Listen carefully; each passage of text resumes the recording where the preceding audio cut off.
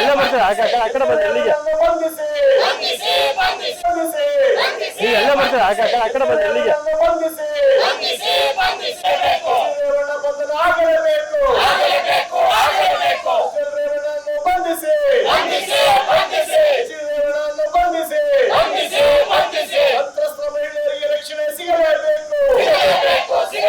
ಮಹಿಳೆಯರು ಅಥವಾ ಶೋಷಣೆಗೊಳಗಾಗುವಂಥವ್ರು ಹೆಣ್ಣು ಗಂಡು ಆದಿಯಾಗಿ ಎಲ್ಲರೂ ಹಾಗೆ ಆಗ್ತಾರೆ. FIR ನ ಸರಿಗೆ ಮಾಡಿದ್ರೆ ಸರಿಯಾಗಿ ದೇವರಾಜೇಗೌಡ ಅನ್ನೋ ವ್ಯಕ್ತಿ ವಿಜಯೇಂದ್ರನ್ಗೆ ಲೆಟರ್ ಬರ್ತಿದ್ರಲ್ಲ, ಅಲ್ಲಿಂದಾನು ವಿಚಾರಣೆ ನಡೆಸಿ ಮೂಲದಿಂದ ವಶಪಡಿಸಲಾಗಿದೆ. 2008 ವಿಡಿಯೋಗಳಿದೆ ಅಂತ ಅವ್ರು ಹೇಳ್ದಾಗಿ ಕೂಡ ಅಂತ ಮುಟ್ಟುಗೋಲು ಹಾಕೊಂಡ ಅವ್ರು ಮುಟ್ಟುಗೋಲು ಹಾಕೊಂಡಿದ್ರೆ ಮುಖ್ಯಮಂತ್ರಿಗಳಿಗೆ ಒಂದು ಇದನ್ನು ಕೊಟ್ಟಿದ್ದಾರೆ, ಆಮೇಲೆ ಜಿಲ್ಲಾಧಿಕಾರಿಗೆ ಕೊಟ್ಟಿದ್ದಾರೆ.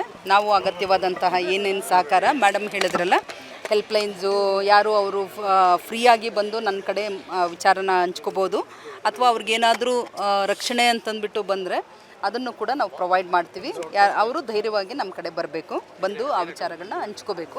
ಅಂದರೆ ನಮಗೇನು ರಕ್ಷಣೆ ಬೇಕಾಗುತ್ತೆ ಏನೋ ಅಂತ ಅವ್ರು ಕೇಳಬೇಕು. ಆಮೇಲೆ ಪೊಲೀಸ್ ಮಹಾನಿರ್ದೇಶಕರಿಗೆ ಒಂದು ಕಳಿಸಿದ್ದಾರೆ, ಅಂದರೆ ಅವ್ರಿಗೆ ಸಂಬಂಧಪಟ್ಟ ಸೂಕ್ತ ಮಾರ್ಗದ ಮೂಲಕ ಅವ್ರಿಗೆ ಕಳಿಸ್ಕೊಡ್ತೀವಿ.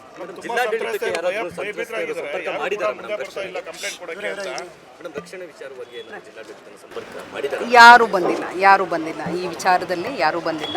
ನಾವು ಶನಿವಾರದವರೆಗೂ ಎಲೆಕ್ಷನ್ ಇದರಲ್ಲಿದ್ವಿ, ಆ ಸಮಯದಲ್ಲೂ ಯಾರೂ ಬಂದಿಲ್ಲ, ಇವಾಗ ಕೂಡ ಯಾರೂ ಬಂದಿಲ್ಲ. ಬಂದರೆ ನಾವು ಸೂಕ್ತವಾದ ರಕ್ಷಣೆಯನ್ನು ಕೊಡ್ತೀವಿ. ಚುನಾವಣಾ ಸಂದರ್ಭದಲ್ಲಿ ಪೆನ್ ಡ್ರೈವ್ಗಳನ್ನು ಹಂಚಿದರೆ ಒಂದು ಆರೋಪ ಇದೆಯಲ್ಲ ಮೇಡಮ್, ಆ ಆರೋಪದಡಿ ಇವತ್ತು ಕೂಡ ನಿಮಗೆ ಮನವಿ ಸಲ್ಲಿಸಿದ್ದಾರೆ. ಅದರ ಮೂಲ ವಿಡಿಯೋಗಳೇನಿದೆ ಅದನ್ನು ಜಿಲ್ಲಾಡಳಿತ ವಶಪಡಿಸ್ಕೊಳ್ತಾರೆ, ಅದಕ್ಕೆ ಏನಾದ್ರು ಕ್ರಮ ಕೈಗೊಳ್ತಾರೆ?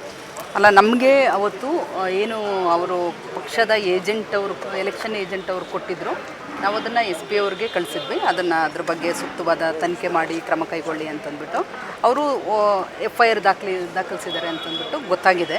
ಸೊ ಆ ನಂತರದಲ್ಲಿ ತಮಗೆ ಗೊತ್ತಿದೆ ಏನೇನು ಬೆಳವಣಿಗೆ ಆಗಿದೆ ಅಂತಂದ್ಬಿಟ್ಟು ಗೊತ್ತಿದೆ. ಏನಾದರೂ ಅವ್ರು ಕೇಳಿದ್ರೆ ನಾವು ಅಗತ್ಯವಾದಂತಹ ಎಲ್ಲ ಸಹಕಾರವನ್ನು ಕೊಡ್ತೀವಿ. ಅವರು ನಮ್ಮನ್ನು ಏನಾದರೂ ಸಂಪರ್ಕ ಮಾಡಿ ಕೇಳಿ.